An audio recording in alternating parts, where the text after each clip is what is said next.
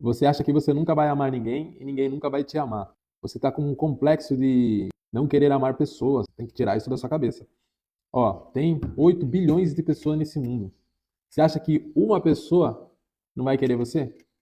Isso daí que você está um complexo. Então você tem que começar a tratar e parar de ficar pensando nesse complexo aí. Nossa, ninguém vai me amar. Quando você fala isso, isso atrai para você. Automaticamente entra dentro do seu coração e aquilo fica fixado dentro de você.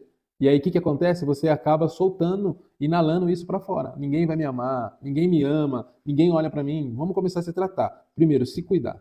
Quando você passar a se cuidar, automaticamente você vai ser cuidada ou cuidado tanto o homem como tanto uma mulher. Então, isso daí é um complexo que está dentro de você. Para de ficar pensando assim, para de viver assim e começa a viver totalmente ao contrário do que você está vivendo. Isso é dentro do princípio, tá? Não queira viver uma vida toda torta e toda errada, que tudo tem um preço. Se for para você pagar um preço, paga um preço bom.